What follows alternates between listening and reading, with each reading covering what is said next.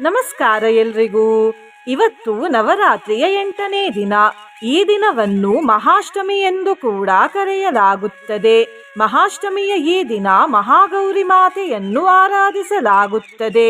ತಾಯಿಗೆ ಈ ಹೆಸರು ಹೇಗೆ ಬಂತು ಅನ್ನುವ ಒಂದು ಕಥೆ ಇದೆ. ಅದನ್ನು ಈ ವಿಡಿಯೋದಲ್ಲಿ ಮುಂದೆ ತಿಳ್ಕೊಳ್ಳುವ. ಇವತ್ತು ನಾವು ತುಂಬಾ ಅಪರೂಪಕ್ಕೆ ಸಿಗುವ ಮಹಾಗೌರಿ ತಾಯಿಯ ಶಕ್ತಿಶಾಲಿ ಬೀಜ ಮಂತ್ರವನ್ನು ಕೇಳುವ.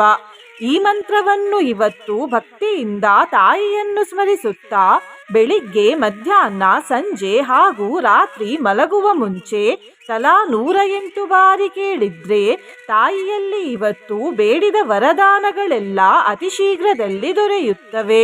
ಪಾಪಗಳು ನಾಶವಾಗುತ್ತವೆ. ಮನಸ್ಸಿನಲ್ಲಿರುವ ಕಲ್ಮಶಗಳು ದೂರವಾಗಿ ಮನಸ್ಸು ಶುದ್ಧವಾಗ್ತದೆ. ಸುಖ ಸಂತೋಷದ ಕೊರತೆ ಬರುವುದಿಲ್ಲ. ಮನಸ್ಸು ಪ್ರಸನ್ನ ಹಾಗೂ ಶಾಂತವಾಗಿರ್ತದೆ. ತಾಯಿ ತಮ್ಮ ದಿವ್ಯ ಗೌರತ್ವದಿಂದ ಜೀವನದಲ್ಲಿರುವ ಅಂಧಕಾರವನ್ನು ದೂರ ಮಾಡ್ತಾರೆ.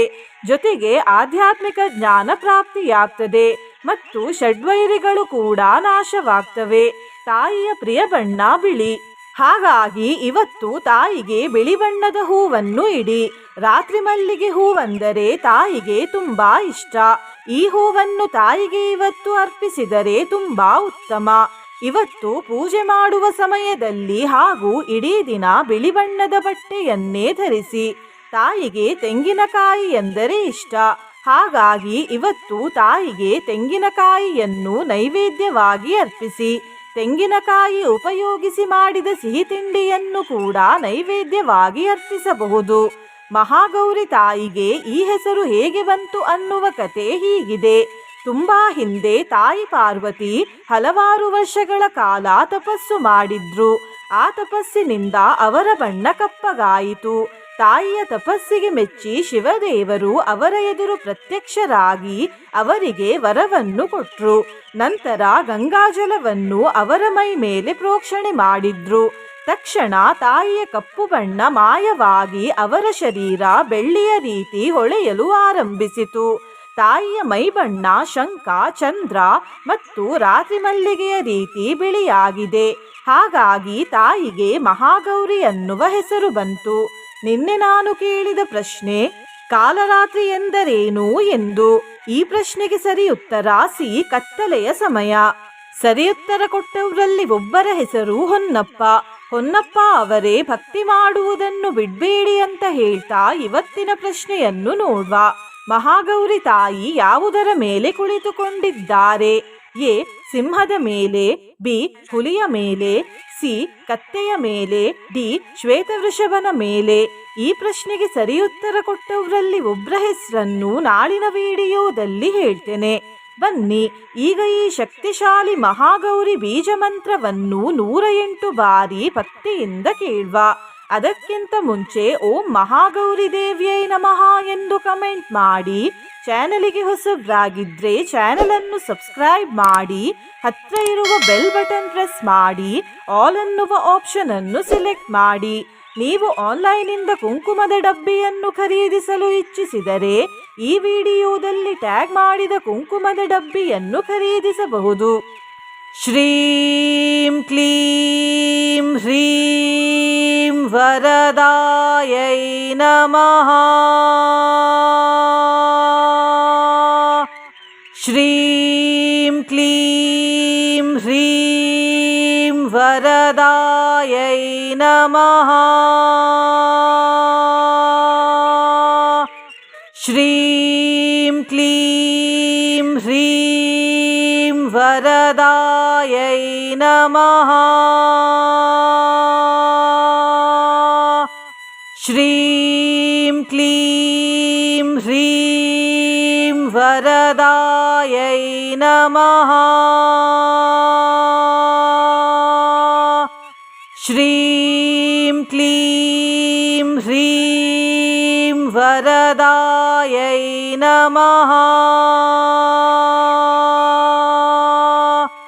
ಶ್ರೀಂ ಕ್ಲೀಂ ಹ್ರೀಂ ವರದಾಯೈ ನಮಃ. ಶ್ರೀಂ ಕ್ಲೀಂ ಹ್ರೀಂ